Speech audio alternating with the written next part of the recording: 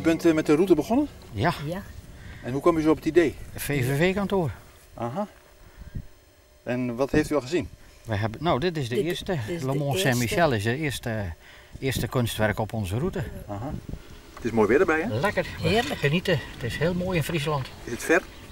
Nee, 30 kilometer, 35 kilometer. Dat kan op een dag? Ja, prima. Op 2 uur. U bent niet helemaal eerlijk met dit soort fietsen. Nee, wij hebben hulp. Ja, Als het nodig is. zeker. Ja. Wat vond u van het eerste?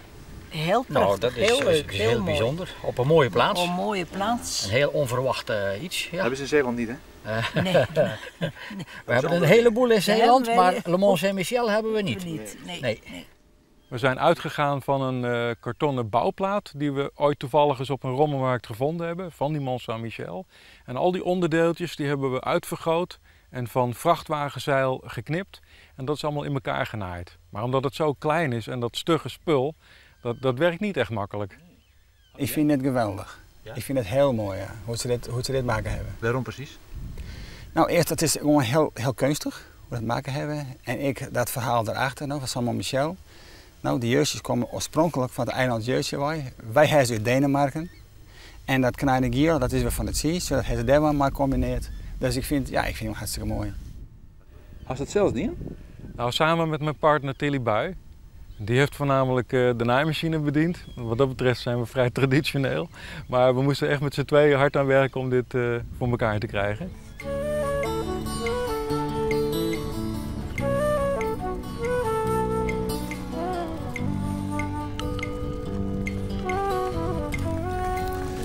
Ik heb een film gemaakt van de kippenstal van de legkippenboerderij De Utrecht in het Heidenskip.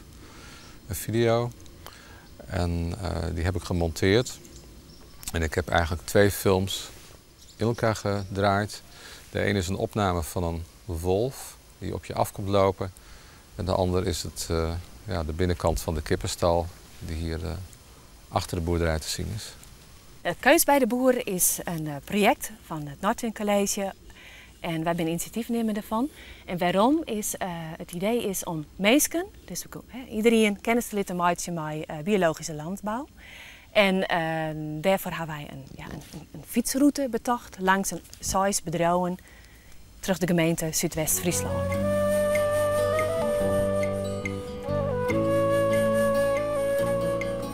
Nou, je ziet hier op de achtergrond, dit is een beetje een vaag.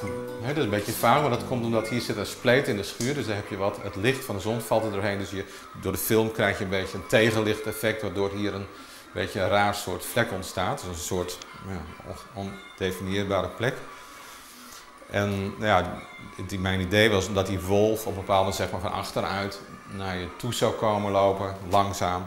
En die zou groter worden. Maar toen moest ik een filmpje zien te vinden van zo'n soort wolf. Nou, ik heb echt heel veel films bekeken om een goede scène te vinden. Hoe is maar de belangstelling? Niet. Net zo, hè? Nee, vind ik jammer. Ja. Komt dat?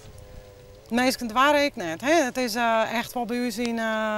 Ze fietsen er voorbij. Ja, ze zeggen wel waken, dat wel. En daar werd ik wel aangekocht. Dat waren ze dan ik wel. Maar de film is in het fietsenhok en we denken dat dat toch ook wel weer een drempeltje houdt.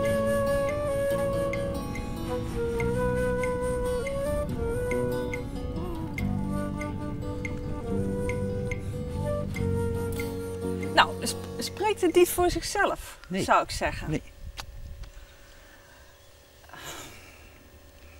Vertel eens. Ik dacht dat boeren altijd nuchtere mensen winnen. Ja, boeren zijn nuchtere mensen, ja, uiteraard. Maar wij hebben toch ons een project nagediend vanwege de belangstelling die er dan toont wordt voor uw manier van boerken. De geweldige karakteristieken van het Friese landschap, de wijsheid en het intieme, heb je hier bij elkaar. En dan heb je ook nog de koeien erin. Dus nou ja, dat is geweldig om daar iets mee te doen. Hoe wie de gearworking met Petra? Nou, eerst een gesprek gewoon hand. Nou, dat weer heel gewoon een praatje maken van waar ben je en wat doen we en dat soort zaken. En een hele gewone opmerking van mij van nou eigenlijk hier in Wioen dat korpsmetten het een heel groot gevolg had. Maar ja, dat dat zie je dan, maar dat is uiteindelijk wel een belangrijk iets. Dus op die dag, toen, nou ja, goed, die melk die, moest dus bevrucht worden door de muziek, zal ik maar zeggen. Nou, daar hebben mensen hier van Concordia, dus uit hier uit Kaarsmeer, hebben daar aan bijgedragen. Maar ook andere mensen uit de omgeving nog.